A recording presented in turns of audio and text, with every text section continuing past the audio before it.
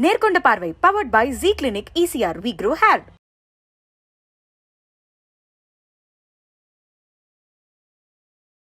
உங்க பேரு? பேர் செல்வராஜ் மேடம். இது டிவி ப்ரோக்ராம்னு தெரியுமா உங்களுக்கு? தெரிஞ்சுதான் மேடம் வந்திருக்கு. எங்கள் அப்பா அம்மா தான் பொண்ணு பார்த்து கல்யாணம் பண்ணி வச்சாங்க. அப்போ அம்மாவுக்கும் வீட்டுக்காரம்மாவுக்கும் சண்டை வந்துருச்சு. பக்கத்து வீட்டில் ஒரு அம்மா பன்னீர் பட்டர் மசாலா எப்படி பண்ணுறது என்னன்ட்டு என்கிட்ட கேட்டுட்டு இருந்தாங்க. உடனே நீ அவள் கூட தொடர்பாக இருக்கா இல்லையா சொல்லி தாலியில் சத்தியம் பண்ண சொன்னேன். அப்பா வந்து செக்ஸ் டார்ச்சர் பண்ணுறாரு, நான் வரதட்சணை கொடுக்க பண்ணுறேன், எங்கள் அம்மா வந்து அந்த பொண்ணு மேலே மண்ணெண்ணெய் ஊற்றி மர்டர் பண்ண போயிட்டாங்கன்னு சொல்லி 100க்கு வந்து அடிக்கடி ஃபோன் பண்ணி எங்கள் வீட்டுக்கு 15 வாட்டி ஃபோன் சொல்லி.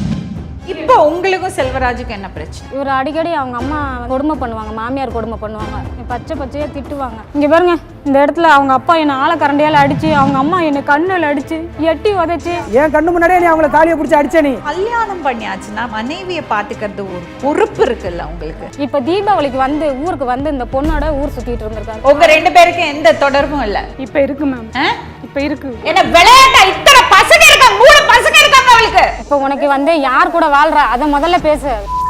Selvaraj keep quiet. நேர்கொண்ட பார்வை powered by Z Clinic ECR We Grow Hair. வணக்கம். நேர்கொண்ட பார்வை. வணக்கம். உங்க பேரு? பேர் செல்வராஜ் மேடம். எங்கேருந்து வரீங்க செல்வராஜ்? திருச்சி மாவட்டம் 94 கரியமனை கிராமத்தில் வரேன். இப்போ சென்னையில் வேலை பார்த்துட்டு இருக்கேன். என்ன வேலை பார்க்குறீங்க? சமையல் வேலை மேடம். இது டிவி ப்ரோக்ராம்னு தெரியுமா உங்களுக்கு? தெரிஞ்சுதான் மேடம் வந்திருக்கு.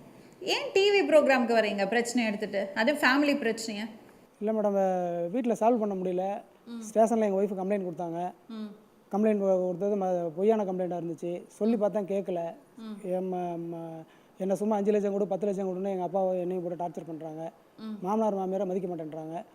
அதனால் சொல்லி பார்த்தா கேட்கல. அதனால் நான் மீடியாவுக்கு வந்துட்டேன் மேடம்.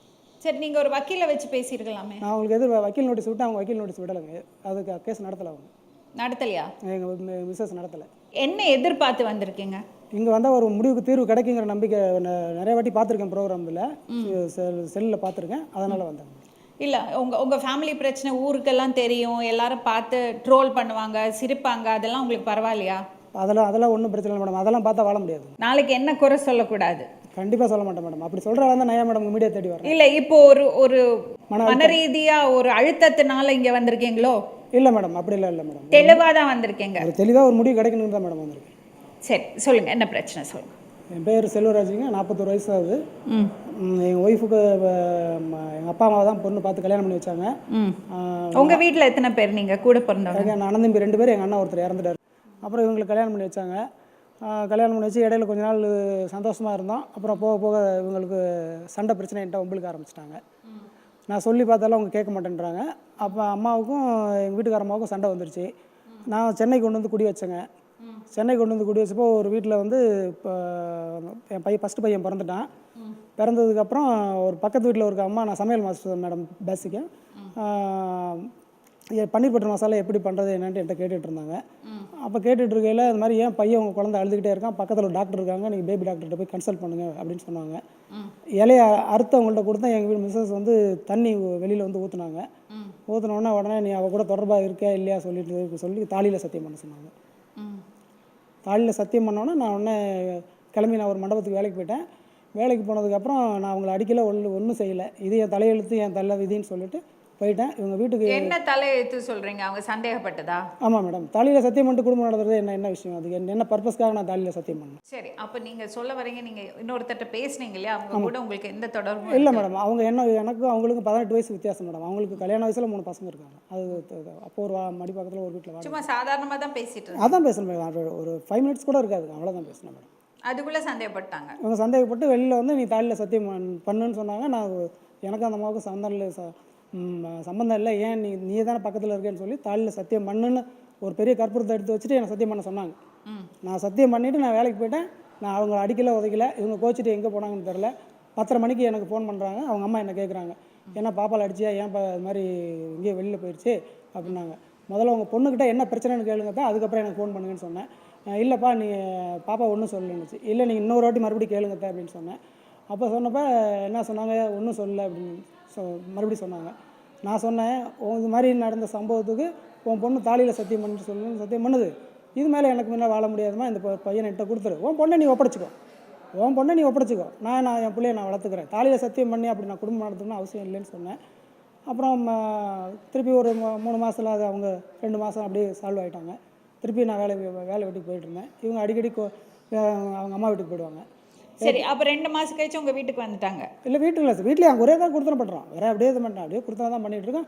இவங்க மாதிரி டார்ச்சர் பண்ணும்போது நான் சரி கல்யாணம் ஆயிடுச்சு, அம்மா அப்பா பார்த்து பண்ணி வச்சுட்டாங்களே, அனுசரித்து வாழ்வோம்னு சொல்லிட்டு நான் அப்படி தான். இல்லை, நீங்கள் முதல்ல அவங்க வீட்டுக்கு போனாங்கல்ல, திரும்ப அவங்களே வந்துட்டாங்களா? இல்லை மேடம், மெட்ராஸில் தான் இருந்தாங்க, சென்னையில் தான் நான் இருந்தேன். ஓகே, சென்னையில் தான் 2011 2017 ஏப்ரல் வரைக்கும் நாங்கள் இங்கே சென்னையில் தான் குடியிருந்தோங்க, வாடகை வீட்டில் தான். அவங்க அம்மா வீட்டுக்கெல்லாம் போகல? அவங்க அம்மா வீட்டுக்கு போகல. ஆனால் எங்கே போனாங்கன்னு தெரியல. 10:30 மணிக்கு திருப்பி ஃபோன் பண்ணும்போது எங்கள் அத்தை சொன்னாங்க, அத்தைகிட்ட சொன்னேன், இதுக்கு மேலே பிரச்சனை வந்தால் விவாகரத்து பண்ணிக்கலாம் அப்படின்னு சொன்னேன். எங்கள் அத்தை தான் சொன்னாங்க, அம்மா நீ உங்கள் பொண்ணோட கோவத்துக்கு நான் என்னால் தீனி போட முடியாது, நான் சமையல் வேலைக்கு போய் நைட்டு போல் வேலை செஞ்சு சாப்பாடு போட்டுட்ருக்கேன், இதுக்கு மேலே என்னால் சமாளிக்க முடியாதுமா, நீ கூப்பிட்டு போகணும் சொல்லிட்டேன்.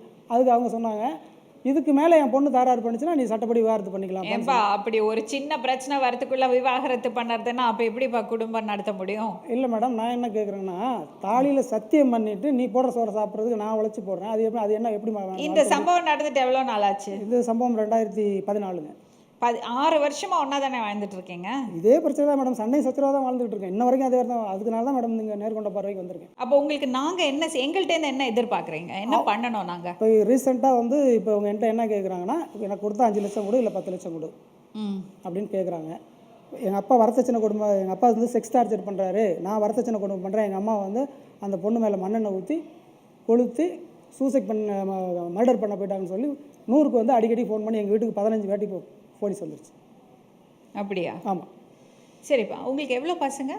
எனக்கு 3 பையன் மேடம். சரி, நீங்கள் சத்தியம் பண்ணதுக்கு அப்புறம் எதுக்கு நான் குடும்பம் பண்ணலாம் சொல்கிறீங்க, ஆனால் நீங்கள் நல்லபடியாக குடும்பம் பண்ணியிருக்கீங்க, அதனால தான் உங்களுக்கு 3 பசங்க.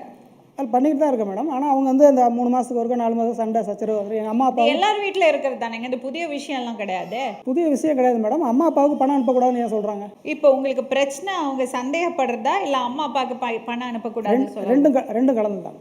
ஒத்தே போல் அவங்க 2 பேருக்கும் இது வரைக்கும் ஒத்து போகல மேடம். அவங்க அம்மா அப்பாக்கிட்ட சொன்னால் ஒரு டைம் இப்போ ரீசெண்டாக அவங்க கூட சொன்னேன், இப்போ முடிஞ்சால் கோர்ட்டில் பார்த்துக்க அப்படின்னாங்க. நான் ஏப்ரல் மாதம் சொன்னேன், சட்ட ரீதியாக இந்த மாதிரி. அவங்க கூட பிறந்தவங்க யாரெல்லாம்ப்பா? அவங்க கூட பிறந்தவங்க பெரிய பொண்ணு ஹேண்டிகேப் மேடம், கால் கொஞ்சம் முடியல. இவங்க எங்கள் ஒய்ஃப் 2 தம்பிங்க, 4 பேர். அவங்க அம்மா அப்பாக்கிட்ட சொன்னால் பொண்ணு சொல்கிற மேட்டர் தான் கேட்டுட்ருக்காங்க, நான் சொல்கிறத பெண் பண்ண மாட்டேங்கிறாங்க மேடம். 2 ஃப்ரிட்ஜு, வாஷிங் மிஷின், ஒரு பீரோ, டிவி, 2 ஃபேனு, மிக்சி, அவங்க ஹவுஸ் ஒய்ஃபாக தான் வச்சுருந்தா எந்த வேலைக்கும் அனுப்ப மாட்டேன்றாங்க. வெள்ளி செவ்வாய்க்கு விளக்கு வைமா அப்படின்னு சொன்னால் நான் மோட்டு விலை கொடுத்துட்டு கோடி கோடியாக கொட்டுதான்றாங்க. சாப்பிடும்போது இங்கே பாருங்கள் மேடம், கோச்சிக்காய்ங்க, இப்படி தான் கால் நீட்டிட்டு சாப்பிடுவாங்க. நான் அப்போ தான் சாப்பிட உட்காந்தா நான் எப்படி வயிறார சாப்பிட்றது? கேட்டால் எனக்கு நான் 2 குழந்தை 3 குழந்தை பெற்றுக்கிட்டேன், எனக்கு இடுப்பெல்லாம் வலிக்குது அப்படின்றாங்க. இப்போ நாங்கள் என்ன பண்ணணும் உங்களுக்கு? இப்போ ஒரு சின்ன ஒரு இது நடந்துருச்சு மேடம். எங்கள் அத்தை பொண்ணு ஒருத்தவங்க இப்போ வந்திருக்காங்க. அவங்க அவங்க ஹஸ்பண்ட் ஒய்ஃபு பிரச்சனை வேறு, அது அவங்க சொல்லுவாங்க. அவங்க அவங்க அம்மாவை மருமகன் அடிச்சிட்டாரு. இவங்க என்கிட்ட ஃபோன் பண்ணி பேசினாங்க, இது மாதிரி அத்தையை அடித்து மண்டையை உடச்சிட்டாரு அப்படின்னு. சரி, இப்போ கொரோனா காலத்தில் பஸ் இல்லை, என்னால் வர முடியாதுன்னு சொல்லிட்டு நான் பைக் ஒன்று வச்சுருக்கேன், அந்த வண்டி எடுத்துகிட்டு அப்போ போகலை. இவங்க என்ன பண்ணாங்க, திருப்பி அவங்க ஹஸ்பண்ட் அவர் இந்த ஷோல்டரில் ரைட் சைடில் அடித்து கீழே மூட்டு நழுவிடுச்சு. அது கட்டு போட்டுருந்தாங்க. அது நான் பார்க்குறதுக்கு அவங்க வீட்டுக்கு போயிருந்தேன். 2014 என் பையன் பர்த்டேக்கு பேர் வைக்க போகும்போது திருப்பி நான் வேலைக்கு கிளம்புறேன், சென்னை கிளம்புறேன்னா அவங்க எச்சு தட்டு தூக்கி ரோட்டில் அடிக்கிறாங்க, நீ வேலைக்கு போகக்கூடாது அப்படின்ட்டு. இல்லைம்மா நான் வேலைக்கு ஒத்துக்கிட்டேன், மண்டப வேலைக்கு போகலன்னா பேர் கெட்ட போயிடாரு, இல்லை போகக்கூடாது, எச்சு தட்டு தூக்கி ரோட்டில் அடித்தாங்க. அதுக்கப்புறம் இப்போ தான் இந்த ஜூன் மாதமாக மே மாதமாக அவங்க வீட்டுக்கு போனேன். எங்கள் அத்தை மகள் தான் இருந்தாங்க. நான் எந்த தப்பு தாண்டா பண்ணலை, பேசினேன், என்னது ஏன் இந்த மாதிரி இருக்கான்னு சொல்லிட்டு. இவங்க ஜனவரி மாதத்துலேருந்து இந்த நாள் வரைக்கும் அவங்க அம்மா வீட்டில் தான் அதிக நாள் இருக்காங்க. நீங்கள் காரணமெல்லாம் சொல்கிறீங்களே ஒழிய நீங்கள் எதுக்கு வந்திருக்கீங்க, எதுக்காக இங்கே வந்தீங்க? அவங்க என்கிட்ட ஸ்டேஷனில் பேசும்போது வாழ்கிறேங்கிறாங்க, வெளியே வந்தால் எனக்கு விவாகரத்து கொடுன்றாங்க. நான் என்ன பண்ணுறது? இல்லை, இப்போ உங்கள் அத்தை பொண்ணு எதுக்கு வந்திருக்காங்க? எங்கள் அத்தை பொண்ணு அவங்க சென்னையில் தான் மேடம் வேலை செஞ்சுட்ருக்காங்க, 3 வருஷம் வேலை செஞ்சுட்ருக்காங்க. கொரோனா காலத்தில் பஸ்ஸு வசதி இல்லை, நீங்கள் நான் இது மாதிரி சென்னைக்கு வேலைக்கு போகிறேன்னு சொன்னேன். அப்போ மாமா நீங்கள் போகிறதே போகிறீங்க, என்னை நீங்கள் கூப்பிட்டு சென்னையில் விட்டுருங்க, நான் வேலைக்கு போய்க்கிறேன் அப்படின்னு சொன்னாங்க. இல்லைம்மா வேலை நான் பார்த்து கொடுக்க முடியாது, நீங்கள் பார்த்துக்கணும். சரி நான் பார்த்துக்கிறேன் மாமான்னாங்க. அவங்க தாம்பரத்தில் ஒரு இடத்துல வேலை செஞ்சுன்னா சொன்னேன், நான் இது மாதிரி பர்மிஷன். ஏதாவது பொண்டாட்டி சும்மா இருப்பாளா நீங்கள் பண்ணுறது வேலைக்கு? மேடம் அது சொந்தக்கார பொண்ணு தான் மேடம், நான் ஒன்றும் கல்யாணம் பண்ணிக்கல, ஒன்றும் எதுவும் தப்பு தாண்டா எதுவும் இன்னும் நடக்கல மேடம். இப்போ அந்த முழுசாக சொல்லிடுறேன் மேடம், வேலைக்கு கூட்டிகிட்டு வந்தேன். ஜஸ்ட் 5-6 நாளில் நான் இழுத்துட்டு ஓடிட்டேன், கல்யாணம் பண்ணிட்டு ஊர் பூரா டமார் அடிச்சிட்டாங்க. அவங்க ஹஸ்பண்ட் ஒய்ஃப் பிரச்சனை வேறு, நான் உன் கூட 8 வருஷம் இப்படி இப்போ வாழ்ந்துருக்கேன். உங்கள் ஸ்டாண்ட் என்னது? உங்களுக்கு உங்கள் அத்தை பொண்ணுக்கு என்ன? இல்லை, இவங்க பேர் ஏற்றுனதுக்கப்புறம் நான் பேசுனது உண்மை தான் மேடம். செல்வராஜ் எவ்வளோ பார்த்துட்டோம். இல்லை மேடம், இதே தான் பேரை மோசமாக்கிட்டாங்க, தப்பாக பேசிட்டாங்க, அதனால நாங்கள் தப்பு பண்ணிடுறோம், நாங்கள் இப்படியே வாழ்ந்துடுறோம் சொல்கிறது எந்த வகையில் நியாயம்? உங்களுக்கு 3 பசங்க இல்லை. சரி, இப்போ நாங்கள் என்ன செய்யணும்னு நினைக்கிறீங்க செல்வராஜ்? மேடம், எங்கள் அத்தை பொண்ணை நான் கல்யாணம் பண்ணிக்கல, இவங்க தான் கல்யாணம் பண்ணிக்கிட்டேன், கூட்டிகிட்டு ஓடிப்பிட்டேன்னு சொல்கிறாங்க. இவங்க பேர் ஏற்றினாலும் நான் பேசுனது உண்மை தான். நான் அதனால தான் நேர்கொண்ட பார்வை நிகழ்ச்சிக்கு நான் வந்தேன். இப்போ அந்த பொண்ணு வாழ்க்கையை வந்து இவங்க அந்த பொண்ணு பட்ட கஷ்டமும் துயரமும் உங்களுக்கு தெரியும். அவங்க வீட்டுக்கு நான் 2014 அப்புறம் எப்போவுமே போக மாட்டேன், வர மாட்டேங்கிறது அவங்களுக்கு தெரியும். அன்றைக்கி ஒரு நாள் நான் போய் உட்காந்துருந்தேன், நீ வந்தேன். நீ வந்து இப்போ ஜனவரி மாதத்துலேருந்தே நான் வாழ மாட்டேன், போக மாட்டேன்னு சொல்லிட்டு உங்களுக்கு உன் உடம்பு சரியில்லைன்னு சொல்லிட்டு போய் அம்மா வீட்டில் இருந்துக்கிறேன். ஹாஸ்பிட்டலுக்கு கூட்டி போயிருந்தேன், ஜோசியம் பார்த்தேன். உனக்கு அந்த கிராம வழக்கப்படி உனக்கு அந்த கல்ப்பு கழிக்கிற எல்லா வேலையும் செஞ்சேன். என்ன பிடிச்சி ரோட்டில் பிடிச்சி அடிச்சு உங்கள் ஊர் கிராமத்தை என் ஊர் கிராமத்துக்கு விட்றான்னு தாலியை கட்டுறேன்ற. தாலியை கட்டுறதே கிட்டத்தட்ட ஒரு 4-5 வாட்டி கழட்டிக்கலாம். தம்பி செல்வராஜ், சொல்லுங்கள் மேடம். யோசிச்சு பாருங்களேன், ஒரு குடும்ப வாழ்க்கைன்னா என்னது மேடம்? இதை பாருங்க, இந்த காலத்தில் குடும்பங்கிறது வந்து ஹஸ்பண்ட் அண்ட் ஒய்ஃப் மட்டும் இல்லை, 2 ஆம்பளைங்களா சேர்ந்து குடும்பம் அமைச்சுக்கிறாங்க, 2 பொம்பளைங்க சேர்ந்து குடும்பம் அமைச்சுக்கிறாங்க, ஒரு தாய் மட்டும் குழந்தைய வளர்த்துறா, தந்தை மட்டும் குழந்தைகளை வளர்க்குறாங்க. அதெல்லாம் நான் தப்புன்னு சொல்லவே இல்லை. ஆனால் குடும்பத்துக்குள்ளே இருக்கிறது சூழல் இருக்குல்ல, அந்த குடும்பம் எப்படியாப்பட்ட குடும்பமாக இருந்தாலும் அது 2 பெண்களாக இருக்கலாம், 2 ஆண்களாக இருக்கலாம், ஒரு ஆண் தனியாக இருக்கலாம், பெண் தனியாக இருக்கலாம், அதெல்லாம் நான் விமர்சனம் பண்ணலை. ஆனால் குழந்தைகள் வளர அந்த சூழல் வந்து நல்லா இருக்கணும், அது ரொம்ப முக்கியம். நீங்கள் இப்போ என்ன பண்ணுறீங்க? நீங்கள் உங்கள் ஒய்ஃபை 100 குறை சொல்கிறீங்க, இதுக்கடையில் இன்னொரு பிரச்சனை ஆயிடுச்சு சொல்கிறீங்க. உங்கள் ஒய்ஃப் எப்படி இருக்காங்க? உங்களை தவிர அவங்களுக்கு இன்னொரு வாழ்க்கை இருக்கா? யோசிச்சு பாருங்க. ஆனால் என்னிட்ட சண்டை போடும்போது அப்படி சொல்கிறாங்களே, நான் ராணி மாதிரி இருப்பேன். இல்லை, அதெல்லாம் பேச்சுக்கு சொல்லுவாங்களே ஒழிய, உங்களை தவிர இந்த உலகத்தில் வேறு இன்னொரு வாழ்க்கையை பற்றி அவங்க யோசிச்சு கூட பார்த்துருக்க மாட்டாங்க இல்லையா? அப்போ நான் சந்தேகப்படலையா அவங்க என்ன இப்படி சந்தேகப்படுறாங்களே? இதுக்கு இந்த நிகழ்ச்சிக்கு முன்னாடியிலேருந்தே அவங்களுக்கு சந்தேகம் தான். எங்கள் அத்தை பொண்ணு என்கிட்ட பேசுகிறது இந்த நிகழ்ச்சியில் முன்னாடி அவங்க என் மேலே சந்தேகப்பட்டுட்டு தான் இருக்கு. உனக்கு அதிகமாக வயசு ஆயிடுச்சுடா. அவங்க ஏன் சந்தேகப்படுறாங்கன்னு நம்ம கேட்போம். வணக்கம்மா. விஜய் நிர்மலா. சொல்லுங்க மேடம். சூப்பர். பாப்பாக்கு பால் குடிச்சிட்டியாம்மா? இன்னும் இல்லைங்க மேடம், அழுதுகிட்டே இருக்குங்க மேடம். அப்படியா? 3வது குழந்தை இல்லைம்மா உனக்கு? ஆமாங்க மேடம், 3வது குழந்தை மேடம். செல்வராஜ், சொல்லுங்க மேடம். ஒரு குழந்தைய 10 மாதம் சுமந்து பெற்று வலி அனுபவித்து பெற்று அதை ஃபீட் பண்ணிகிட்டு இருக்கிறது, 3வது குழந்தைய ஃபீட் பண்ணிகிட்டு இருக்காவ. குழந்தைக்கு தாய்ப்பால் கொடுக்கறது டைமில் எப்படி பார்த்துக்கணும் தெரியுமா? அவளை அந்த தாய்க்கு எவ்வளோ சோர்வு இருக்கும் தெரியுமா? தாய்ப்பால் கொடுக்கும்போது அப்படி பார்த்துக்கணும் அவளை. நான் எப்படி பார்த்துக்கிட்டேன்னு அவங்க வாயிலே சொல்கிறேன். அதில் தப்பு இருந்த நேரமாக தான் ஒத்துக்கிறேன். அவங்களே சொல்லுங்கள். நிர்மலா, சொல்லுங்க மேடம். உங்கள் கணவர் வந்து நீங்கள் ரொம்ப சந்தேகப்படுறீங்கன்னு சொல்கிறாரு. அடுத்தது வந்து அவங்க அப்பா அம்மாவை பார்க்குறதுக்கு நீங்கள் வந்து தடை போடுறீங்க, அவங்களுக்கு காசு அனுப்பக்கூடாது சொல்கிறீங்கன்னு அவர் சொல்கிறாரு. சரிங்க மேடம். இப்போ இங்கே வந்திருக்கிறது ஏன்னு கேட்டபோது அவங்க அத்தை பொண்ணு கூட வந்திருக்காரு. அவருக்கும் அந்த அத்தை பொண்ணுக்கும் எந்த சம்பந்தமும் இல்லை. ஆனால் அவங்கள கூட்டிகிட்டு ஓடிட்டாருன்னு நீங்கள் ஊர் பூரா சொன்னதுனால இப்போ அவங்களோட வாழறதுக்கான ஒரு கட்டாயத்தில் தள்ளப்பட்டிருக்காருன்னு அவர் சொல்கிறாரு. சரிங்களாம்மா? இப்போ அது பேசுறதுக்கு தான் இங்கே வந்திருக்காரு. சரிங்க. உங்களுக்கு விருப்பம்னா பேசலாம். இது டிவி ப்ரோக்ராம், டெலிகாஸ்ட் ஆகும். உங்களுக்கு விருப்பமான மட்டும் நான் உங்கள்கிட்ட 2 பேர்ட்டையும் பேசுகிறேன். விருப்பம்தாங்க மேடம். நான் என்னோடய திருமண வாழ்க்கையில் வந்து இங்கே சென்னையில் தான் வந்து இங்கே குடி வச்சார். நான் இவர் வேலைக்கு போவார், நான் வீட்டில் தான் இருப்பேங்க மேடம். நான் நல்லா தான் இருந்தார். இவர் அடிக்கடி அவங்க அம்மா வந்து என்னை ஊருக்கு போனால் வந்து என்னை தொந்தரவு பண்ணுவாங்க, கொடுமை பண்ணுவாங்க, மாமியார் கொடுமை பண்ணுவாங்க. வந்து அது எனக்கு ரொம்ப நான் கஷ்டப்படுவேன். அவங்க அம்மா கிட்ட ரொம்ப டார்ச்சர் பண்ணுவாங்க. அதனால நான் வந்து நீங்கள் ஊருக்கு போகும்போது நீங்கள் மட்டும் போயிட்டு வாங்க அப்படின்னு சொல்லுவேன். இல்லை கேட்காம என்னை அடித்து இழுத்துட்டு போவார். என்ன டார்ச்சர் பண்ணுவாங்கம்மா? நான் என்ன வேலை செஞ்சாலும் அதுக்கு ஒரு தப்பு சொல்லுவாங்க. என்னை வாய்க்கு வந்தபடி பச்சையாக திட்டுவாங்க. ஊரை மெஞ்சவா, ஊர் பொறுக்குனவா அப்படின்னு வாய்க்கு வந்தபடி பேசுவாங்க. இப்போ கூட 4 நாளைக்கு முன்னாடி எங்கள் அப்பா அம்மா கிட்ட சண்டை போட்டு ஊரில் வந்து விட்டாங்க. வீட்டில் கூட நுழையில இவளை ஏன் இங்கே கூட்டிகிட்டு வந்த அப்படின்னு சொல்லி வாய்க்கு வந்தபடி பேசுனாங்க. ஒரு பொண்ணு வந்து ஒரு குழந்தைக்கு 3 குழந்தைக்கு தாயாக ஆயிட்டேன். இவங்க பார்த்து தான், பெரியவங்களாம் பார்த்து தான் எனக்கு கல்யாணம் பண்ணி வச்சாங்க. இவர் தான் வாழ்க்கைன்னு இவர் கை பிடிச்சிட்டேன். அப்போ வந்து நான் இவர் தான் உலகம்னு நான் இவருக்காக தான் நான் வாழ்கிறேன்.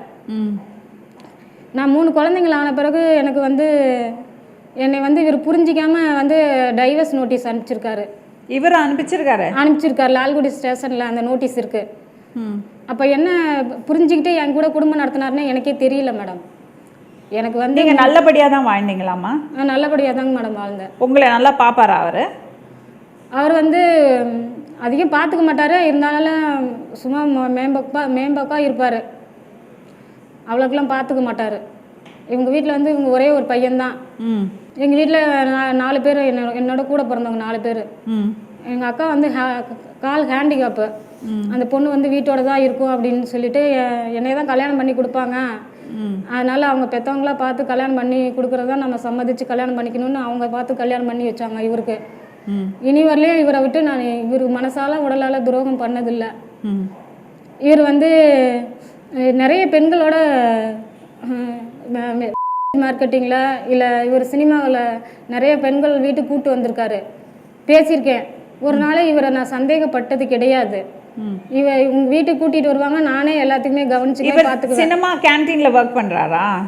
இது 2004 போய் ஒர்க் பண்ணேன்னு சொன்னார். சென்னைக்கு நான் வந்து திரைப்பட உதவி இயக்குனர் வேலைக்கு தான் வந்தேங்க. எப்போ எங்கள் வீட்டுக்கு வந்தாங்க, என்னோட கம்பெனியில் வேலை செஞ்சாங்க, பெரிய பையன் பர்த்டேக்கு வந்தாங்க. தெளிவாக சொல்லு. நிறைய பெண்கள் வீட்டுக்கு கூப்பிட்டு வருவார்.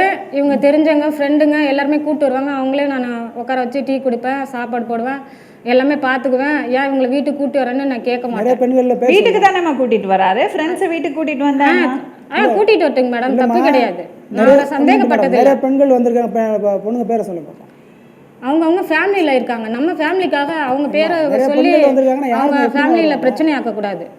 என்ன பிரச்சனை? நீ ரொம்ப சந்தேகப்படுவியோம்மா? இல்லைங்க மேடம். அவர் சொல்கிறாரு சந்தேகப்பட்டு தாலியிலலாம் சத்தியம் வாங்குவேன்னு. அவர் வந்து நிறைய பொய் சொல்கிறாருங்க மேடம். அவர் வந்து இப்போ வந்து இங்கே சென்னையில் 8 வருஷமாக இருந்தேன். அவர் ஊருக்கு அடிக்கடி கூப்பிடுவார்.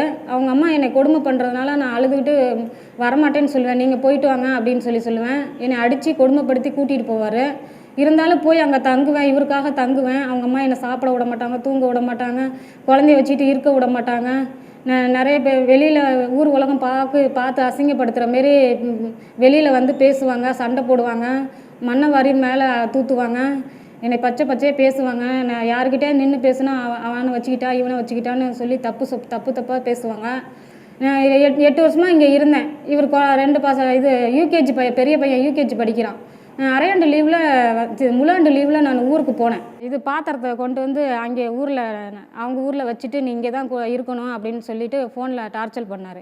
இவர் வந்து நான் இல்லாத நேரம் பார்த்து எங்கள் அம்மா கிட்ட சத்தம் போட்டு குழந்தைங்கள நான் என் ஊருக்கு கூட்டிகிட்டு போகிறேன்னு சொல்லி 2 பேரும் கூட்டிகிட்டு போனார். பெரிய பையன் வந்து யூகேஜி படித்தான், சின்னவனுக்கு வந்து 1.5 வயசு கூட 2 வயசு கூட ஆகலை, பால்குடி மறக்கல. ஊரில் அவங்க அம்மா வீட்டில் கூட்டிகிட்டு போய் விட்டுட்டு ஃபோனே எடுக்கலை. ஃபோன் பண்ணாலும் ஃபோன் அட்டன் பண்ண மாட்டேன்ட்டார். நானும் 8 நாள் ஆச்சு குழந்தைய பார்க்காம நான் ரொம்ப மனநிலைக்கு ரொம்ப ஆளாகிட்டேன். போய் ஊருக்கு குழந்தைய தூக்க போனால் இந்த குழந்தைய எதுக்கு இங்கே தூக்க வரா, அது இருந்தால் இருக்குது, செத்தா சாகுது அப்படின்னாங்க அவங்க அம்மா. நான் என் குழந்தைய எனக்கு வேணும்னு சொல்லி பிடிவாதமாக தூக்கிட்டு வந்தேன். ஜுரம் அடிச்சிச்சு, ஹாஸ்பிட்டலில் கூட்டி போய் ஊசி போட்டு இந்த குழந்தைய கொஞ்ச நேரம் விட்டால் நீ அது செத்துருக்குமா, இவ்வளோ நாளாக இப்படி வச்சிகிட்டு இருக்க, நீ தாயாக இருந்து பக்கத்தில் பார்த்துக்கிட்டே என்ன அப்படின்னு கேட்டாங்க. குழந்தைக்கு அது பாத்ரூம் போகாமல் இருந்தது. அதுக்குண்டான சொல்யூஷன் நான் பண்ணிவிட்டு 8 நாள் ஆச்சு பாத்ரூம் போகாமல் இருந்து. அப்போ தான் பாத்ரூம் போணுச்சு. குழந்தை கண்ணு மொழியெல்லாம் உள்ளே ஏற குத்திருச்சு. இவர் அவங்க அப்பா அம்மா கிட்ட குழந்தைய நிறைய அடிக்கடி என்கிட்ட புடிவாதம் பண்ணி கடத்திட்டு கூட்டிகிட்டு போய் அங்கே வச்சுட்டு என்னை வம்பழுப்பார், நீ அங்கே தான் இருக்கணும் அங்கே தான் இருக்கணும். அவங்க அம்மாவுக்கும் எனக்கும் ஒரு அண்டர்ஸ்டாண்டிங் எல்லாமே இவ்வளோ நாளாக போய்கிட்டே இருந்துச்சு. இவங்க யாருமே என்னை வந்து ஒரு உறவாக மதிக்கவே இல்லை. என்னை மருமகளாக அந்த அம்மா பார்த்ததில்லை, மகளாகவும் நினைக்கிறதில்லை. ஒரு வேற்றுமனுஷியாக கூட நினைக்காம எனக்கு உடம்பு சரியில்லாத நேரம் பார்த்து இன்னொரு பெண்ணை என்னை எப்படியாவது இவளை விரட்டி விடணும்னு சொல்லி என்னை கல்யாணம் பண்ண புதுசுலே என்னை தப்பு சொல்லி அப்பயே விரட்டி விட பார்த்துச்சு. நான் இவர் தான் அப்படின்னு சொல்லிட்டு கெட்டியமாக பிடிச்சிக்கிட்டேன். என்ன தப்பு சொல்லி அம்மா கெட்டியமாக பிடிச்சி நான் பிடிச்சிக்கிட்டேன். என்ன தப்பு சொன்னாங்க அம்மா, அதை விளக்கம் சொல்லு. இவங்க வந்து நான் சாதாரணமாக ஃபோன் பேசினாவே நான் அவங்ககிட்ட பேசுகிறேன், இவர்கிட்ட பேசுகிறேன் அப்படிங்கும்போது நீ கண்ணால் காண்பிச்சு நீ தப்பு ரைட்டுன்னு நிரூபிச்சிருக்கணும். யார் எதை சொல்கிறாங்களோ அவங்கள பேச்சு கேட்டுக்கிட்டு நீ வீட்டில் சந்தேகம் எடுப்பார், நிறைய சந்தேகம் எடுப்பார். அப்படி இருக்காத இப்படி இருக்காத, யார்கிட்டயாவது பசங்கள்கிட்ட ஜென்ஸுங்கள்கிட்ட பேசினாவே சந்தேகம் எடுப்பார். அவருக்கு பிடிக்காத விஷயங்களை நான் பண்ண மாட்டேன். ஆளுங்கள்ட்ட யார்ட்டையும் பேச மாட்டேன். ஒன் மினிட் வரும் சார் பேச மாட்டேன். இவர் வந்து மேடம் இவங்க அம்மா வந்து அவங்க சொந்த பந்தங்களா எனக்கு யாருமே இல்லைன்ட்டு அவங்க மேலே ரொம்ப பிரியமாக இருப்பேன். அவங்க அம்மா போய் பேச்சு கேட்டுக்கிட்டு ஏன் அவள் கொடுக்குறத நீ டீயோ சாப்பாடோ எதுவும் வாங்காத, அவங்களுக்காக சப்போர்ட் பண்ணிவிட்டு என்கிட்ட சண்டைக்கு வருவாங்க, என்னை அடிப்பாங்க, என்னை அடித்து துன்புறுத்துவாங்க. ஒரு மாமியார் வந்து என் காலை தொடையில் எட்டி உதச்சி இந்த காலே நடக்க முடியல மேடம், என்ன பண்ண என் புருஷன் ஓடி போயிட்டாருன்னு சொல்லுவேன். ஊருக்கு போய் என் புருஷனை பார்க்க போனா அங்கே போய் கேட்டால் இவர் தான் கூட்டிகிட்டு போய் ஓடி போயிட்டாருன்னு சொன்னாங்க. நான் என்ன நினச்சி வீட்டுக்கு போனால் நான் உங்கள் பையன் அப்படின்னு கேட்டாங்க. உனக்கு இங்கே வீடு இல்லை வாசல் இல்லை, என் மகன் இன்னொரு பொண்ணை எடுத்துக்கிட்டா உனக்கு இங்கே என்ன வேலை அப்படின்னு சொல்லி என் மாமனார் உனக்கு வீடு வாசல் இல்லை மேடம். ஒரு நிமிஷம் 8 வருஷம் மேடம் 8 வருஷம் சென்னையில் தான் இருந்தேன். இவர் அம்மா பேச்சை கேட்டுட்டு பாத்திரம்லாம் அங்கே போய் அவங்க அம்மா வீட்டில் போட்டாங்க, நீ அங்கே தான் இருக்கணுமா அப்படின்னு சொன்னார். பெரியவங்களாம் 4 பேர் சண்டை போட்டு கூட்டிகிட்டு போனார். சரி இவர் புருஷன் சொல்கிற பேச்சுக்கே கேட்போன்ட்டு அங்கே இருந்தேன். அவங்க அம்மா நிறைய டார்ச்சர் பண்ணேன். இந்த 3வது குழந்தைக்கு நான் வயிற்றுல பெற்று எடுத்திருக்கதே பெரிய விஷயம். நான் செத்துருந்தா கூட இந்த 3வது குழந்தை வயிற்றுலேயே நான் செத்துருப்பேன் மேடம். ரொம்ப என்னை கொடுமைப்படுத்துங்க மேடம். வீட்லேயே இருக்க முடியாது, சாப்பிட முடியாது, தூங்க முடியாது. கோவிலில் வந்து சமைச்சு வச்சுட்டு பிள்ளைங்களை கூட்டிகிட்டு வந்து வீட்டுக்கு முன்னாடி கோவில் இருக்குது, அந்த கோவிலில் வந்து உட்காந்துக்குவேன். இவர் அவங்க அம்மாவை பேச்சை கேட்டுக்கிட்டு என்னை பார்த்துக்கவே மாட்டார். நான் பிடிவாதமாக ஒரு வாடகை வீட்டுக்கு பார்த்து போகலாம் அப்படின்னு சொல்லி நிறைய தடவை சொல்லியிருக்கேன். ரொம்ப மன உளைச்சலுக்கு ஆகலாம் மேடம். இந்த குழந்தை வயிற்றுல இருக்கும்போது இவர் வந்து டெலிவரி ஆன பிறகு இவர் விட்டுட்டு நான் இங்கே இருந்தால் கடன் கட்ட முடியாது, நான் சென்னைக்கு போகிறேன்னு சொன்னார். சரின்ட்டு போயிட்டு வரட்டும்னு அனுப்பிச்சி வச்சேன். அப்போ தான் இவங்க அத்தை பொண்ணு வந்து அந்த பொண்ணு கல்யாணம் ஆகி 2 பசங்க இருக்கிறாங்க. ஒரு பையன் ஒன்று ஒரு பொண்ணு ஒன்று இருக்குது. அந்த பிள்ளை புருஷனோட வாழாமல் அது எங்கேயோ வெளில ஓடி போயிடுச்சுன்னு சொன்னாங்க குழந்தைய கூட்டிகிட்டு. அந்த ஓடி போன பிள்ளை ஊரோடய வந்து இருக்கல, ஹஸ்பண்டோடையும் வந்து இருக்கல. ஒரு நாள் பையன் எடுத்துக்கிட்டு வந்துச்சு. நான் சொந்தக்காரங்க முறையில் பேசினேன், டீ கொடுத்தேன். எங்கேம்மா இருக்கிறேன் இதுமாரி அப்படின்னு கேட்டதுக்கு நான் வந்து சென்னையில் இருக்கேன், தென்னால மகாராஷ்டிராவில் இருந்தேன், சென்னையில் இருக்கேன், குழந்தை எங்கேப்பா உங்கள் குழந்தைங்களாம் எங்கே அப்படின்னு கேட்டேன். பிள்ளைங்களாம் ஹாஸ்டலில் சேர்த்துட்டு நான் வீட்டு வேலை செய்கிறேன் அப்படின்னு சொல்லிச்சு. நான் அப்போயே வந்து அந்த பொண்ணு எப்படி நம்ம வீடு சொந்த இவ்வளோ நாள் பழகி இருக்கிறோம், வீடு எப்படி தெரிஞ்சு இந்த பொண்ணு இங்கே வந்திருக்குன்னு நான் யோசிக்காமே விட்டுட்டேன். என்னோடய கொழுந்தனார் வந்து இவங்க சித்தப்பா பையன், அந்த பையன்கிட்ட பேசிட்டு பணம் பழக்கம் கொடுத்துக்கிட்டு அந்த பையன்கிட்ட வண்டியில் போகவும் வரவும் இங்கே சென்னையிலே அந்த பையன் கூட இருந்திருக்க மாட்டேங்குது. பழக்க வழக்கம் வச்சுக்கிட்டு காசு பணம் இதுமாரி உங்கள் கொழுந்தனார் பணம் 3000 கொடுத்துருக்காப்புல, நான் அதை வாங்க வந்திருக்கேன், என் பையன் வந்து பிள்ளைங்களாம் ஹாஸ்டலில் சேர்த்துருக்கேன் அப்படின்னு சொன்னிச்சு. ஒரு 10 நாள் கூட இல்லை, அந்த குழந்தை வந்து பையன் இறந்து போச்சு. அந்த பொண்ணு வந்துட்டு இன்னொரு முறை எங்கள் ஊருக்கு வந்துச்சு. அவங்க அம்மா சொன்னாங்க, இந்தமாரி என் பொண்ணு அங்கே வந்தால் கண்டித்து வீட்டில் விடக்கூடாது, வீட்டில் விட்டினா நான் உங்ககிட்ட சண்டைக்கு வருவேன் அப்படின்னு சொன்னாங்க. இந்த மாதிரிம்மா உங்கள் அம்மா இப்படி சொல்கிறாங்க, நீங்கள் வீட்டுக்கு வரத அப்படின்னு சொன்னேன். இந்த பொண்ணு பூனைக்கு நான் போகிறேன், எங்கள் அக்கா பிள்ளைக்கு நான் பார்த்துக்கணும், மாசமாக இருக்குது அப்படின்னு சொல்லிட்டு பூனைக்கு போகிற பொண்ணு சொல்லிவிட்டு போகாமல் அந்த பையன்கிட்ட ரோட்லேயே பேசிட்டு கொம்மால் அடிச்சிட்டு இருந்துச்சு. நான் கண்ணால் பார்த்துட்டு இந்த பொண்ணு இனிமேல் வீட்டுக்கு வந்தால் நம்ம பேசிக்கலாம் சொன்னேன். இதுமாரி ஏங்க அந்த பொண்ணு அவள் புருஷனோட வாழாமல் இருக்கிறா, இவன் இங்கே போகிறது வரது அவள் புருஷனுக்கு தெரிஞ்சால் நமக்கு தாங்க, நம்ம ஃபேமிலியில் தாங்க நாளைக்கு பிரச்சனை வரும். பையை கொண்டு வந்து இங்கே வீட்டில் வச்சுட்டு வீட்டிலே 2 நாளாக இருக்குது, இந்த பை எடுக்கவும் வரல, போன பிள்ளை அங்கேயே இருந்துக்கிட்டு அவங்க பஸ் ஸ்டாப்பு அவங்க வீடு எல்லாம் பக்கம் காட்டில் தான் குடியிருக்காங்க. அந்த பொண்ணு பையை வச்சுட்டு அங்கேயே போய் 2 நாளாக இருந்துச்சு. ஏங்க நீ புத்திமதி சொல்லி சண்டை போட்டு அனுப்பிச்சி விடுங்க, நாளைக்கு நம்ம ஃபேமிலியில் பிரச்சனை வரும், அந்த பையன் அவள் புருஷன் நம்மக்கிட்ட சண்டைக்கு வருவான். இப்போ அந்த பொண்ணோட பிரச்சனையா? அந்த பொண்ணு வந்து இவருக்கு நேரில் கூட்டிகிட்டு போய் காமிச்சார், எனக்கு அந்த பொண்ணுக்கு சம்மந்தம் இல்லை அப்படின்னு சொல்கிறாரு. அந்த பொண்ணு என்ன சொல்லுது, ஏம்மா என்றைக்கு இருந்தாலும் என் புருஷன் உனக்கு வாழ்க்கை தரமாட்டான், உன் புருஷன் தான் உனக்கு வாழ்க்கை தருவான், என்னம்மா இதுமாரி உன்னையும் என் புருஷனையும் தப்பாக ஊர் உலகம் பேசுது அப்படின்னு கேட்டதுக்கு, ஆமாம் நான் அவரை வச்சிருக்கேன், அவர்கிட்ட தான் நான் என்ன பண்ண முடியும் அப்படின்னு சொல்லுது. ஒரு நிமிஷம் மேடம், இவங்க நான் இங்கே வேலை செஞ்சுட்ருக்கேன், இவங்க என்ன சொல்கிறாங்க, நீங்கள் கல்யாணம் பண்ணிக்கிட்ட ஒரே வீட்டில் தான் குடியிருக்க, நீ இப்போ நான் சென்னைக்கு வர்றதுக்கு என்ன உனக்கு ப்ராப்ளம்னாங்க. அம்மா நான் தங்குற கிச்சன் சின்ன கிச்சன், பழைய கிச்சன், மடிப்பாக்கம் கிச்சன்னா உனக்கே தெரியும். 5-6 ரூம் இருக்கும், நீ ஒரு ரூமில் நீ தங்கிக்கலாம், ஒன்றும் பிரச்சனை இல்லை. இப்போ நான் தங்கியிருக்க கிச்சன் சின்ன கிச்சன், நீ அங்கே வந்து இருக்க முடியாதுன்னு சொன்னேன். இல்லை, நான் வர்றது உனக்கு வந்து இடையூறாக இருக்குது அப்படின்னு சொன்னாங்க. நீ இப்போ நம்ம கோயம்பேடு பஸ் ஸ்டாண்டில் இறங்கும்போது நீ என்னை அழைக்க வரலன்னா கோயம்பேடு பஸ் ஸ்டாண்ட் கீழே இருக்க ஸ்டேஷனில் கம்ப்ளைண்ட் பண்ணுவேன், இல்லை கீழ்கடல் ஸ்டேஷனில் உனக்கு கம்ப்ளைண்ட் பண்ணுவேன். சரி, எனக்கு ஒரு விஷயம் மட்டும் தெரியுது. நீங்கள் இப்போ 2 பேரும் பேசினதில் ஒரு விஷயம் தெரியுது. செல்வராஜ், உங்கள் அம்மா பண்ணின விஷயங்கள், நீங்கள் ஒரே பையன், உங்கள் அம்மா ரொம்ப பொசசிவாக இருந்திருப்பாங்களா என்னன்னு எனக்கு தெரியல. இல்லை, கொஞ்சம் கோவக்காரங்க தான் மேடம், பொசிசிவாக அதெல்லாம் இருந்திருப்பாங்க. அதனால அந்த பொண்ணு ரொம்ப அவஸ்தைப்பட்டிருக்கா.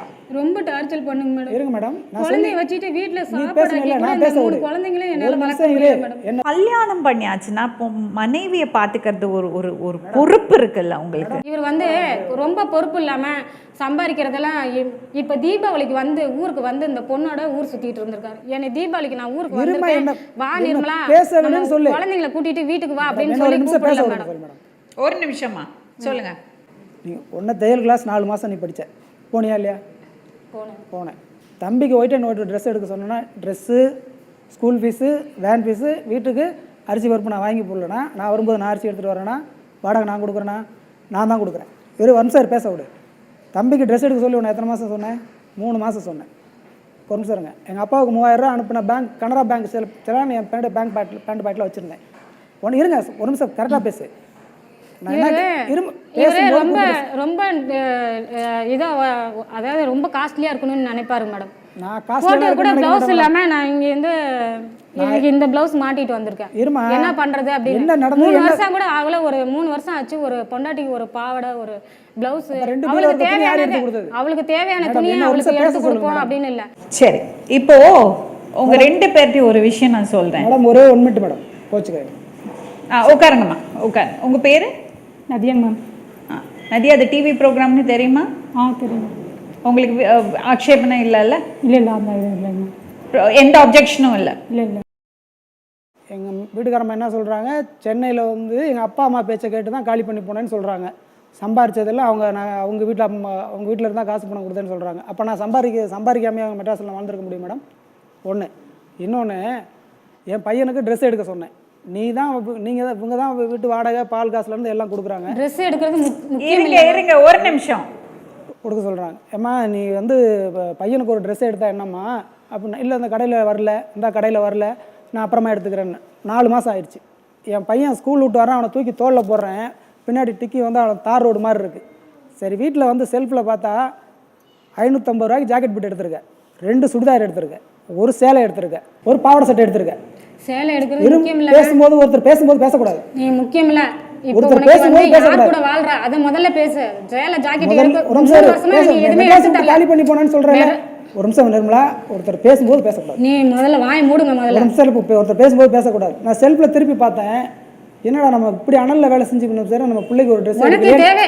இந்த பொண்ணு கூட வாழ்றியா, என் கூட வாழ்றியா, அத முதல்ல பேசுங்க. நீ சம்பாதிச்சு கொடுத்ததுல நான் எனக்கு வந்து சொத்து சகம் வாழ்ந்து மேடம், எனக்கு சொத்து சகம் எனக்கு வாங்கி கொடுத்ததுல ஒரே நிமிஷம், உங்க 2 பேர்ட்டே ஒரே ஒரு விஷயம் நான் சொல்லிக்கிறேன். ப்ளீஸ் யோசிச்சு பாருங்க. நீங்க ஒரு குடும்பம், உங்களுக்கு 3 பிள்ளைங்க இருக்காங்க. இப்படியா பெத்தவங்க இப்படியா இருக்கணும்? சொல்லுங்க மேடம். ஒரே ஒரு நிமிஷம் சொல்லுங்க சார். உங்க அப்பா அம்மா ஒன்னா தானே இருக்காங்க? எங்க அப்பா அம்மா ஒன்னா தான் இருக்காங்க. என்ன வயசாச்சு அவங்களுக்கு? அப்பாவுக்கு 68 வயசு ஆகுது, அம்மாவுக்கு 55 வயசு. இப்படியா இருந்தாங்க உங்க அப்பா அம்மா? இதுவா பாத்தீங்க நீங்க? இல்ல இல்ல இல்ல இல்ல இல்ல. ஒரு நிமிஷம். நீமா உங்க வீட்ல அப்பா அம்மா இருக்காங்க மேடம். எப்படி இருக்காங்க? அன்யூனியமா நல்லா இருக்காங்க மேடம். இப்படியா இருக்காங்க? இல்லங்க மேடம். நாளைக்கு உங்க பிள்ளைங்க என்ன சொல்லும்? கொஞ்சமாவது பொறுப்பு வேண்டாம்? ஜாக்கெட், பாவாடை, புடவை கணக்கு சொல்லிட்டு இருக்கீங்க. மாமியார் கொடுமை எல்லார் வீட்லயும் தான் இருக்குமா? மண்டையில அடிச்சு சேலை ஜாக்கெட் எல்லாம் ரத்தமா போயிட்டு இருக்கு. அவங்க பேசுறதுக்கு அவங்க 10 நிமிஷம் பேசினாங்க, என்ன பேச விட்டாங்க? செல்வராஜ் மேடம், உங்க அம்மா உங்க வைஃபை கொடுமைப்படுத்தினாங்களா இல்லையா? இல்ல மேடம், அப்படிலாம். ஆமாங்க மேடம். இங்க பாருங்க, இந்த இடத்துல அவங்க அப்பா என்ன ஆள கரண்டியால அடிச்சு, அவங்க அம்மா என்ன கண்ணுல அடிச்சு, இல்ல இல்ல மேடம், எட்டி உதைச்சு, நீ அவங்கள ஏன் கண்ணு முன்னாடி அவங்க காலிய பிடிச்சு அடிச்ச, நீ ஏன் கண்ணு முன்னாடி அடிச்ச? அதுக்கு அப்புறம் தான் சண்டை நடந்துருக்கு. சண்டை நடந்து கழுத்துல தாலிமணி பிக்க வராங்க. அப்ப நான் செய்ய மாட்டாங்க மேடம். 56 அவங்க அம்மா போய் சொல்றாங்க. எத்தனை குழந்தைகளுக்கு தாயாவும் மருமகளாவும் அவங்க பையன் போட்ட தாலி தானே மேடம், அவங்க பையன் கட்டின தாலி தானே மேடம். கழுத்துல தாலிமை உனக்கு வந்து அம்மாடி விஜயா, மாமியாரை பற்றி தான் நீ பேசுகிற ஒழிய உன் குடும்ப வாழ்க்கையை நீ பார்க்குறதாவே இல்லையா? பார்த்துக்குறேங்க மேடம். 3 குழந்தைங்களும் என்கிட்ட தாங்க மேடம் இருக்குது. இவர் வந்து 1 வருஷமாக என் கூட வாழாமல் இந்த பொண்ணு கூட பழக்கம் வச்சுக்கிட்டு காசு பணம் கொடுக்கல மேடம். 1 மினிட் என்னை பார்த்துக்கல மேடம். 1 minute madam. என்னை வந்து உடம்பு சரியில்லைன்னு ஒரு நிமிஷம் என்ன பேச விடு. ஒரு நிமிஷம் 2 பேரை கொஞ்சம் பேசாமல் இருங்க, அவங்க பேசட்டும். அம்மா உங்கள் ஃபேமிலி எல்லாம் எங்கம்மா? என் ஃபேமிலி வந்து அப்பா எனக்கு இறந்து சின்ன வயசுல இறந்துட்டாங்க மேம். எனக்கு 9 வயசு ஆகும்போது இறந்துட்டாங்க. அம்மா எனக்கு வந்து 4 பேர். அண்ணன் ஒருத்தர் இறந்துட்டாங்க. அண்ணன் எங்கள் திருமண வயலில் இருக்காங்க. அக்கா கல்யாணம் பசங்க இருக்காங்க, 2 பசங்க. உங்கள் ஹஸ்பண்டுமா? எங்கள் ஹஸ்பண்ட் வந்து ஊரில் தான் இருக்காங்க, எங்கள் ஊரில் தான் இருக்காங்க. நீங்கள் அவரோட வாழலை? வாழலைங்க மேம். பசங்க உங்களுக்கு? பசங்க வந்து எனக்கு ஒரு பொண்ணு 1 பையன் 1 மேம். கல்யாணம் கட்டினது எனக்கு ரொம்ப எங்கள் வீட்டில் ரொம்ப லவ் பண்ணி தான் கல்யாணம் பண்ணோம். ரொம்ப பிரச்சனையாக இருந்துச்சு. பிரச்சனையாக இருந்தப்போ எங்கள் வீட்டுக்கு நிறைய பொண்ணுகளை தொடர்பு வச்சுட்டு என்னை கூப்பிட்டு போய் பேச வெயில்னா உன்னை சாவடிச்சிட்டேன் அப்படின்னு பசங்க துணிமணி எல்லாரும் கொளுத்தையும் ரொம்ப குடும்பப்படுத்திட்டு இருந்தார். ஊருக்குமே எங்கள் ஊர் நிறைய பொண்ணு கூட்டு வந்திருக்காரு. எங்கள் ஊரில் பஞ்சாயத்தில் கட்டுப்படாத இப்போ எவ்வளோ நாள் ஆச்சு நீங்கள் பிரிஞ்சு? நாங்கள் பிரிஞ்சு 3 இயர்ஸ் ஆகுது மேம். சரி, நீங்கள் உங்களுக்கும் செல்வராஜுக்கும் என்ன? இவங்க வந்து எங்கள் அத்தை பையன் மேம். இவங்க வந்து எங்கள் அத்தை பையன். இப்போ உங்களுக்குள்ள என்ன ரிலேஷன்ஷிப்? என்ன ரீசன், நாங்கள் வந்து அத்தை பையன் எங்கள் வீட்டில் வந்து ரொம்ப கொடுமைப்படுத்தினாங்க மேடம். பொங்கல் நாங்கள் வந்து சென்னையில் வந்து அண்ணா நகரில் வந்து வேலை பார்த்துருந்தேன். வீட்டு வேலை சமையல் சமைச்சிட்டு அங்கேயே வீட்டில் தங்கியிருந்து வேலை பார்த்தேன். நான் வந்து சிஎஸ்டியாக குழுவில் மகளிர் சிஎஸ்டியாக இருந்தேங்க மேம். அவங்க சார் மூலியமாக நான் சென்னைக்கு வந்தேன். இந்த மாதிரி பிரச்சனையாக இருக்கும். எங்கள் வீட்டுக்காரை வந்து எங்கள் வீட்டில் எங்கள் பசங்களையும் இருக்க விடல. என் பசங்களை ஹாஸ்டலில் விட்டுருக்கீங்களா? ஆமாங்க மேம். 2 ஆம்பளை பசங்களா? இல்லை, பொண்ணு 1 பையன் 1 மேம். பொண்ணுக்கு என்ன வயசாச்சு? பொண்ணு 11 வயசு ஆகுது. இந்த இப்போ ஆகுது. பையனுக்கு வந்து ரொம்ப பசங்களை படிக்கவும் விடல, என்னையும் வேலைக்கு விடல. இப்போ உங்களுக்கும் செல்வராஜுக்கும் என்ன பிரச்சனை? இல்லைங்க, அதான் எங்கள் வீட்டுக்கார் பிரச்சனை பண்ணதுனால நான் வந்து சென்னைக்கு போகலாம் அப்படின்ட்டு நான் இருந்தேங்க மேம். சென்னையில் வந்து 3 வருஷமாக வேலை பார்த்துட்டு இருந்தேன். வேலை பார்த்துட்டு பொங்கலுக்கு சரி ஊருக்கு போகலாம் அப்படின்னு சொல்லிட்டு ஊருக்கு போனேங்க மேம். ஊருக்கு போனப்போ அது மாதிரி எங்கள் வீட்டுக்கார் என்னோட அந்த குடும்பம் நடக்குது அப்படின்னு சொல்லிட்டு பிரச்சனை பண்ணிகிட்டு இருந்தாங்க எங்கள் மேம். எங்கள் வீட்டுக்காரரு பிரச்சனை பண்ணப்போ பொங்கல் இந்த விளாட்லாம் கிராமத்தில் வைப்பாங்க, அதெல்லாம் விளாட் பசங்க டான்ஸ் ஆனதை பார்த்துட்டு இருந்தேன். அப்போ வந்து எங்கள் வீட்டை வந்து அடித்து கையை உடச்சிட்டாரு. என்ன எலும்பு அடிச்சு 3 மாதம் கட்டு போட்டு அங்கேயே இருந்தேன். திருப்பி கட்டு போட்டு இருந்தப்போ அங்கே வந்து ஒரு வாரத்துக்கு பிரச்சனை பண்ணிக்கிட்டு நம்மளுக்கு பக்கத்தில் யாரும் கேட்க மாட்டாங்க. ஏன்னா எங்கள் வீட்டில் அசிங்கமாக பேசுறதுனால யாரும் பேச மாட்டாங்க எங்கள் வீட்டுக்கார்ட்ட. கொரோனா டைமில் பஸ் இல்லை, ஒன்றுமே இல்லைங்க மேம். எங்கள் மாமா வந்து எங்கள் மாமாவோட பிரச்சனையை சொன்னேன், இந்த மாதிரி பிரச்சனை நடக்குமாம்மா அப்படின்னு சொன்னாங்க மேம். சொன்னப்போ எங்கள் மாமா வந்து சரி நானும் சென்னை தான் போகிறேன், எனக்கு வேலையாக இருக்குது, சரி வரதுனா வா அப்படின்னு வண்டியில் பைக்கில் கூப்பிட்டு வந்தாங்க மேம். அவ்வளோதான் மேம். அப்படியே நேராக ஆட்டோ பிடிச்சி நாங்கள் வேலைக்கு போகிறதுக்கு நான் போயிட்டேன். அதுக்கப்புறம் உங்களுக்கு சம்மந்தமே கிடையாது? ஃபோனில் பேசிக்குவோம் மேம். நேரில் பார்த்துக்குவாங்க. இருங்க ஒரு நிமிஷம், எதுக்கு ஃபோனில் பேசுகிறீங்க? அவருக்கு தான் குடும்பம் இருக்குது, 3 பசங்க இருக்குது. தப்பாக தான் நாங்கள் பேசினா மேம். நாங்கள் தான் பயப்படணும். இந்த இடத்துல வந்து நீ யாருக்கு வாழ்க்கை கொடுக்குறேன்னு தெரியாது மேம். சத்தியமாக நான் தவறான இடத்துல வந்து எங்கள் மாமா கொண்ட வண்டியில் வரல. என் தற்பாது காப்பாங்க. நான் வேலைக்கு பழைக்கலாம். எனக்கு வந்து கடன் தொல்லை இருக்குது மேடம். எனக்கு வந்து லோன் வந்து 3 லோன் வாங்கியிருக்கேன், 2 லோன் வாங்கியிருக்கேன். மாதம் சீட்டு காசு கட்டணும். வேலைக்கு விட மாட்டேங்கிறாங்க. என் பிள்ளைங்க ஸ்கூலுக்கு அனுப்ப மாட்டேங்கிறாங்க. ஒரு முடியாத பட்சத்துக்கு தான் ஒரு உதவியாக ஒரு மனிதன் வந்து என் மாமா என்னை கூப்பிட்டு வந்தாருங்க. சரி, அது தப்பே கிடையாதும்மா. அதை நான் தப்புன்னே சொல்ல மாட்டேன். உன் கஷ்டம் எனக்கு புரியுது, நீ எவ்வளோ வேதனையில் இருக்கேன்னு எனக்கு புரியுது. ஆனால் ஒரு விஷயம் நீ யோசிச்சு பார்க்கணும். அந்த பொண்ணை யோசிச்சு பாரு. நான் தப்பு பண்ணேன் மேடம். நான் ஊருக்கு வந்து நான் வேலை பார்த்துட்டு இருக்கேன், இவங்க வேலை பார்த்துட்டு இருக்காங்க. அதெல்லாம தொடர்பே கிடையாது. சத்தியமாக கிடையாது மேடம். இந்த இடத்துல யாரும் நீங்கள் வாழ் கொடுக்குமே சொல்கிறேங்க மேடம். சத்தியமாக என் வாழ்க்கை எங்களுக்கு பேச்சுவார்த்தை கிடையவே கிடையாது. சரி, நீங்கள் ஃபோனில் கூட பேசிக்க மாட்டீங்க? ஃபோனில் பேசிக்கோங்க மேடம். அதான் ஃபோனில் வந்து அத்தை மாமா வரவங்கள பேசக்கூடாதுன்னு சொன்னது பேசக்கூடாது. இல்லை, ஃபோனில் பேசினா டெய்லி பேசுவீங்களா? இல்லை, டெய்லியும் பேச மாட்டாங்க மேம். எப்போ சாப்பிட்டியம்மா, இந்த மாதிரி பிரச்சனை ஒழுங்காக இருக்கானா, பிரச்சனை பண்ணிட்டானா, அவ்வளோதான் இருக்கும். இதான் மேம் பேசுவேன். வேற எந்த நான் பேச மாட்டேன் மேம். பட் செல்வராஜ் அப்படி சொல்லலையே. சொல்ல சான்ஸ் கிடையாது மேம். செல்வராஜ் வேற விதமா இல்லை சொன்னாரு. இந்த மாதிரி சொன்னதுக்கு அப்புறம் எங்கள் ஊரில் வந்து 1 வாரம் கழிச்சு இந்த மாதிரி எங்கள் வீட்டுக்கார் வந்து மயிலை என் பேர் ஊரில் மயில்னு சொல்லுவாங்க. மயிலை கூட்டிகிட்டு ஓடி போயிட்டாங்க, கல்யாணம் பண்ணிக்கிட்டாங்க அப்படின்னு சொல்லிட்டாங்க மேம். சொல்லி மாமா சொன்னால் சொல்லிட்டு போகிறாங்க மாமா. ஏன்னா எங்கள் வீட்டில் எத்தனை பொண்ணோட தொடர்பு வச்சு என்னோட மனசு எவ்வளோ கஷ்டப்பட்டு எனக்கு தெரியும். அந்த பொண்ணோட வேலை எனக்கு தெரியுங்க மேம். எனக்கு வந்து சத்தியமாக இதே எனக்கு நடந்த உண்மை. அந்த வேலை எனக்கு தெரியும். தெரிஞ்சுன்னு மாமா இந்த மாதிரி சொல்கிறாங்க, பரவாயில்லம்மா சொன்னால் சொல்லிட்டு போகிறாங்க அப்படின்னு விட்டேன். இவங்க ஊர்லேயும் சொல்லிட்டாங்க, பேர் வச்சுட்டாங்க. கரெக்டாக ஸ்டேஷனில் எங்கள் மாமா வந்து எங்கள் மாமாவோட அப்பாவை வந்து எங்கள் வீட்டுக்காரை வந்து என் பின்னாடி கல்யாணம் பண்ணிக்கிட்டா அப்படின்னு விட்டு ஆள் வச்சு அப்புறம் அடிச்சு 2 பசங்களை கொடுத்து அடிச்சிட்டாங்க. ஆடு மேய்க்க இடத்துல வந்து அடிச்சுட்டு அவங்க முடியும் ஒரு மயக்கம் போட்டு விழுந்துட்டு சந்தேகப்படுறாங்க தேவையில்லாமல் உங்களை. அப்படித்தானே? 1 மினிட் மேடம். உங்க 2 பேருக்கு எந்த தொடர்பும் இல்ல? இருங்க மேம், சொல்லி முடிச்சிடுங்க மேம்.